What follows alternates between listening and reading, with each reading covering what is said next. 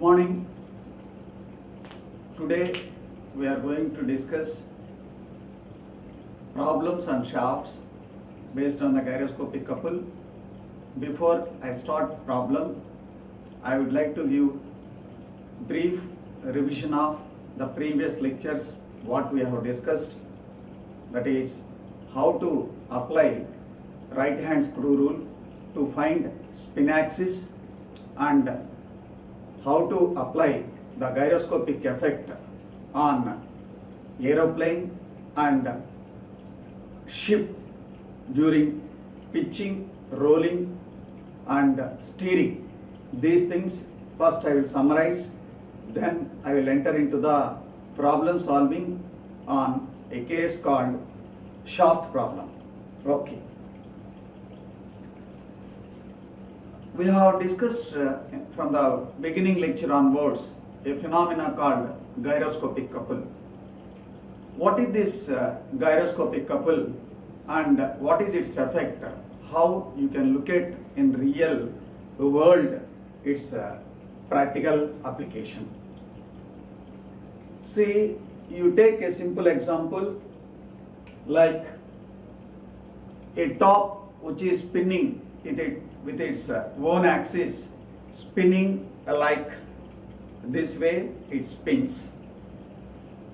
A top is spinning like this, spinning like this.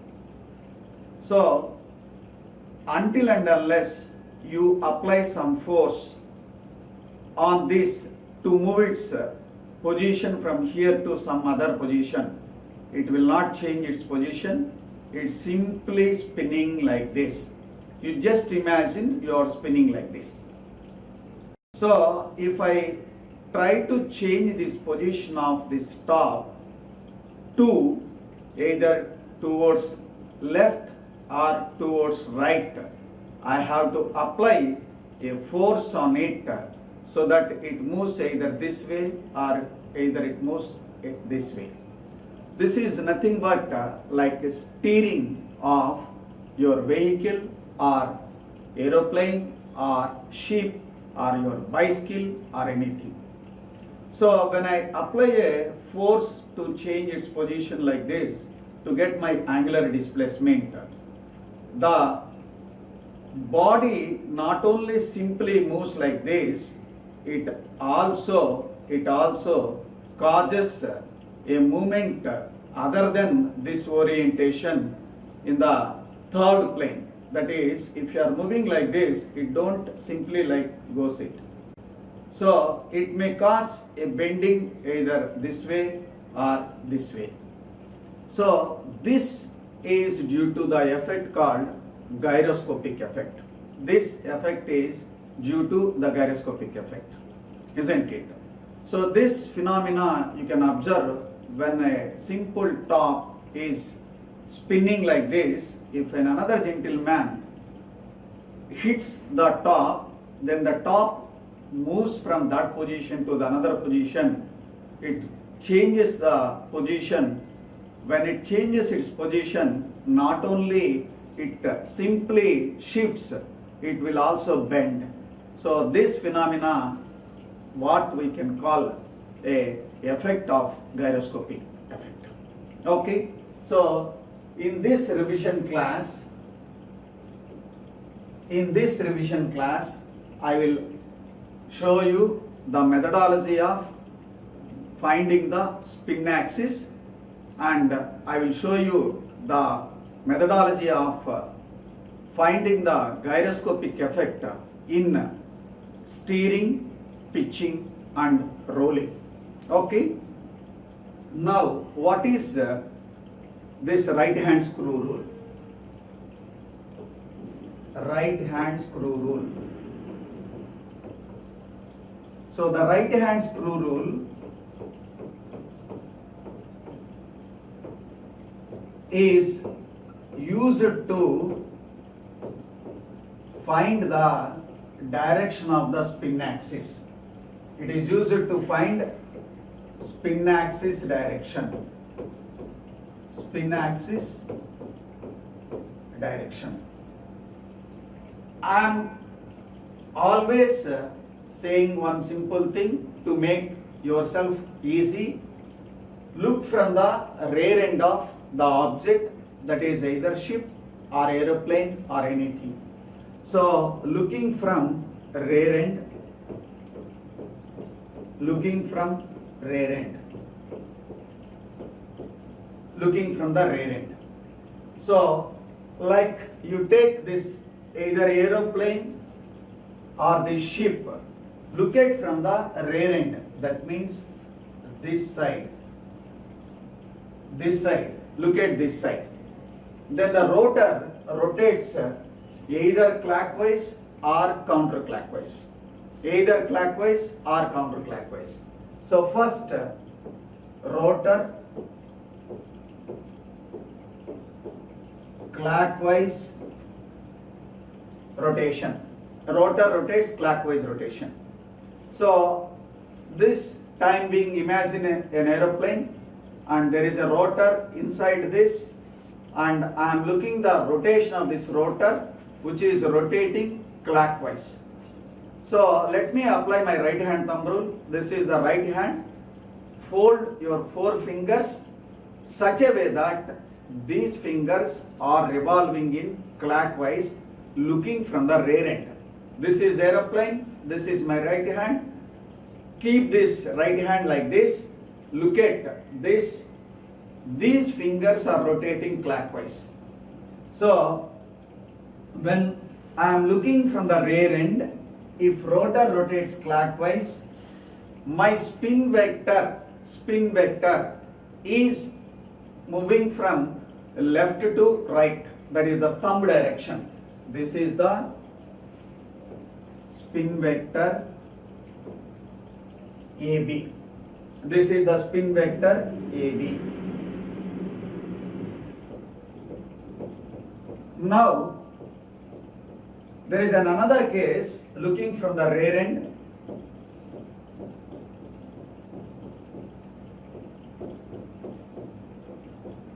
And rotor rotates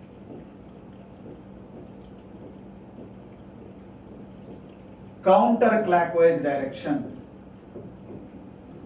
Rotor rotates counterclockwise direction. So looking from here, the rotor is revolving in the counterclockwise direction, counterclockwise. Like if I put my right hand such a way that these 4 fingers looking from the rear end should rotate in the counterclockwise direction. This is the counterclockwise direction. Then my thumb is indicating towards left, which is nothing but the spin axis direction. So in that case, my spin axis is this. Spin axis is like this. These are the 2 cases. Looking from the rear end, rotor rotates clockwise, rotor rotates counterclockwise. There we have 2 more cases. They are named as a left turn, a right turn. Okay, once you are familiar with this, then you can go for the other part. I will take the example of a ship and I will explain those 3 cases called steering, pitching, rolling. Steering, pitching and rolling. So let us see the steering, pitching and rolling part. Steering, pitching and rolling part.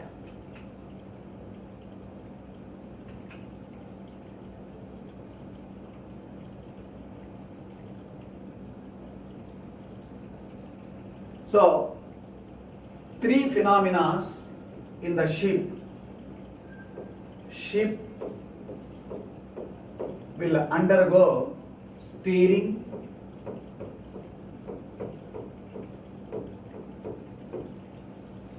second one pitching, third one rolling. So why I am explaining ship case, not the aeroplane, is ship and aeroplane are same. Only the difference is, in case of aeroplane, the pitching terminology is in the other way. is said to be takeoff and landing. Takeoff is same as good as pitching up, and landing is same as good as pitching down. So this pitching up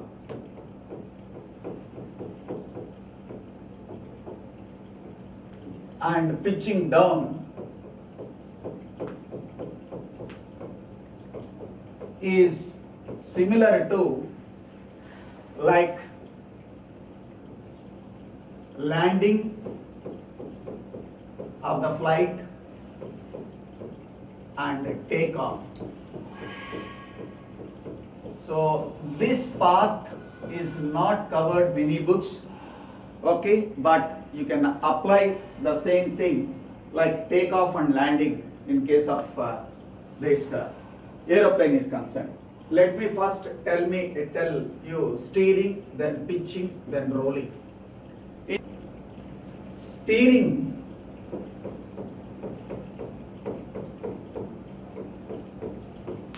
of ship, left turn,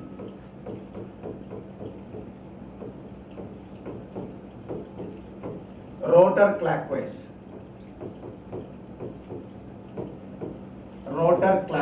looking from rear end.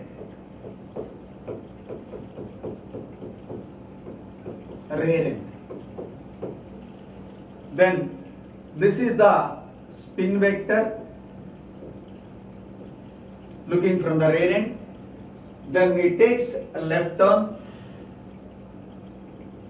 This you have to apply a force. This is active couple. Then the reactive couple is B dash A dash. So I want to find out its effect of gyroscopy.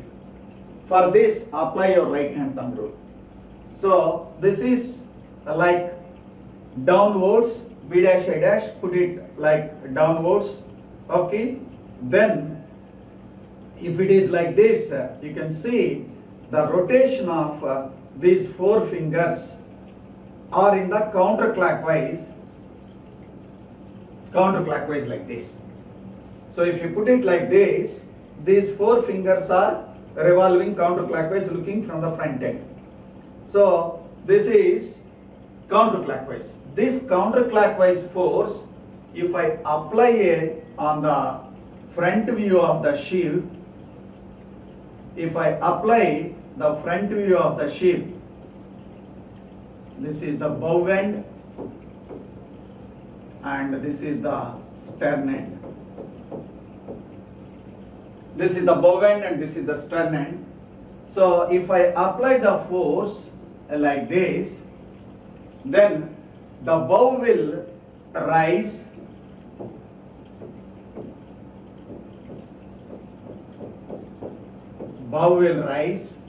and stern moves down.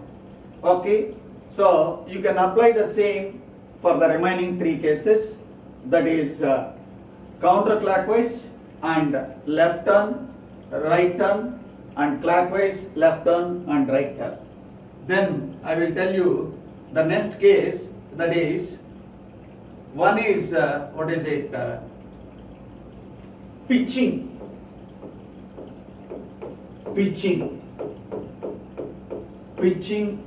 okay, up. I will explain pitching up. Ship is pitching up, rotor rotates clockwise. So spin vector, this,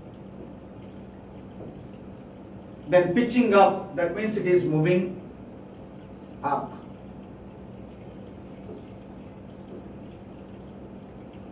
This is moving up.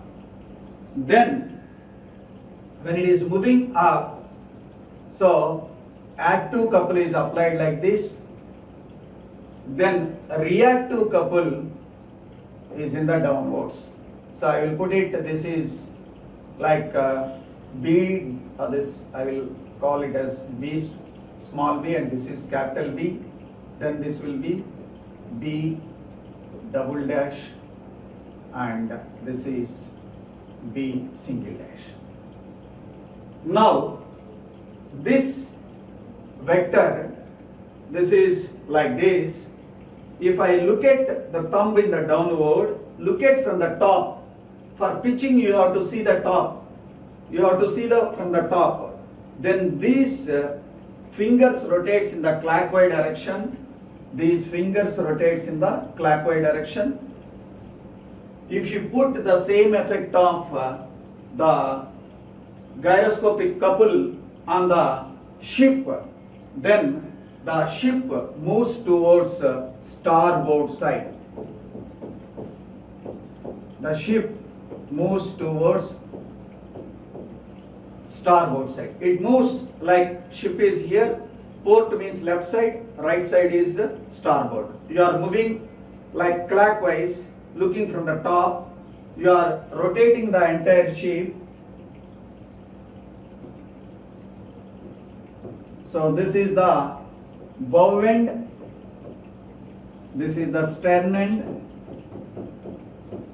and this is port, this is starboard. Starboard. With the rotation of like this entire ship is moved towards the starboard side, that is the right side. So similar, you can refer the other 4 cases. Then I will solve the problem that is on the shaft case. We will go for a shaft problem. Look at this, the problem is given a disc of 5 kg mass with a radius of gyration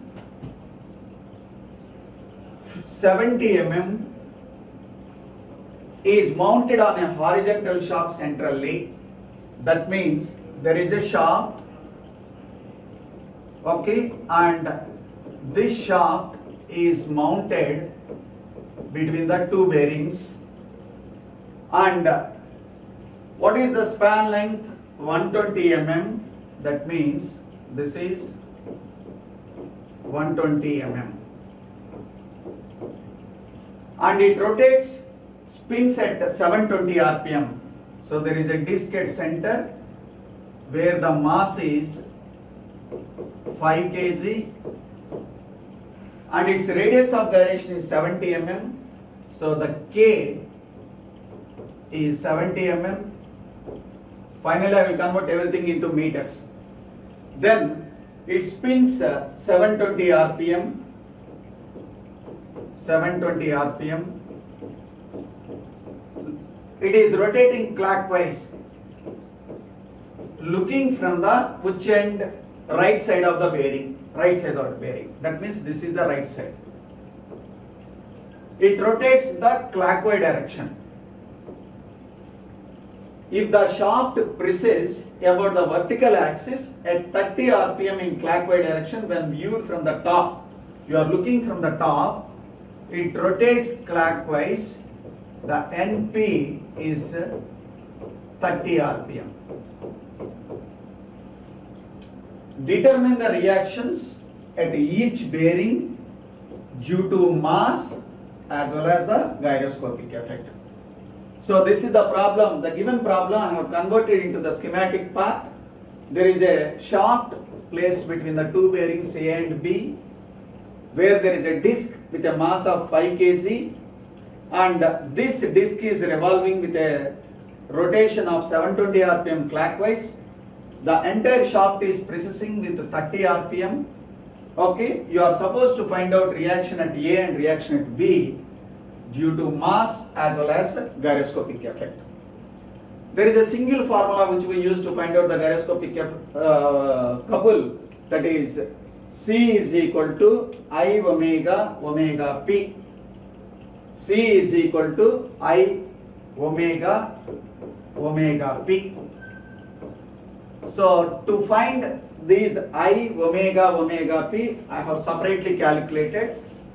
I is mk square, Already we know m value and k value, those values are substituted. Then omega 2 pi n by 60, n is given in the problem like 720. Then if I substitute, I get omega, then omega p 2 pi n p by 60. Np is given 30, then I get this value. So I got I value, I got omega value, I got omega p value. So the product of all these three will give me the gyroscopic couple, that is C, that is I omega omega p. It gives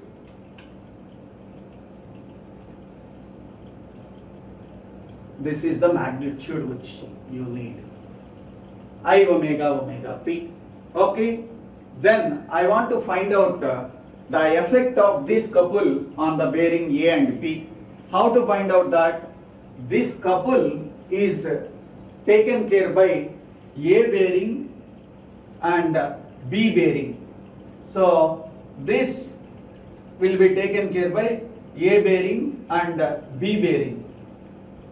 So that couple has written like reaction due to the gyroscopic couple multiplied by the center distance, the distance between the shaft 120 mm is converted into meter by 1000, which is nothing but the value 5.8.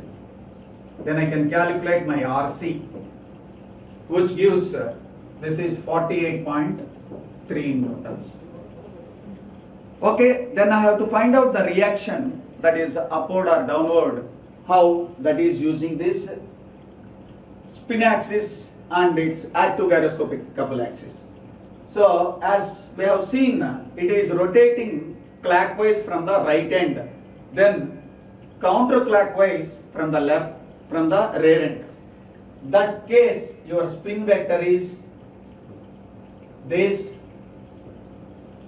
and it is moving in a clockwise direction. Clockwise for this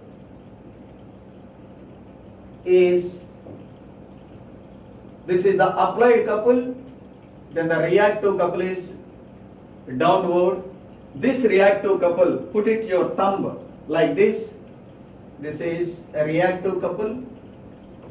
Put your thumb in the downward. Look at what is the way your fingers are rotating. When you look at from the top, isn't it? So they are in the clockwise direction. If this is in the clockwise direction, so you can see the reaction at A and B. This is like A is in the upward direction and at B is in the downward direction. A is at upward direction and B is at downward direction. Then let me find out the reaction due to the bearings weight. This is total weight is given mg and it is shared by two bearings mg by 2. This is m is given 5 kgs, 9.81 gives weight by 2. This is 24.53 newtons. So this load is acting downwards, so the reaction is in the upwards. That is what you can see here. You can see this Rm upward, here also Rm upward. But what about Rc? Rc is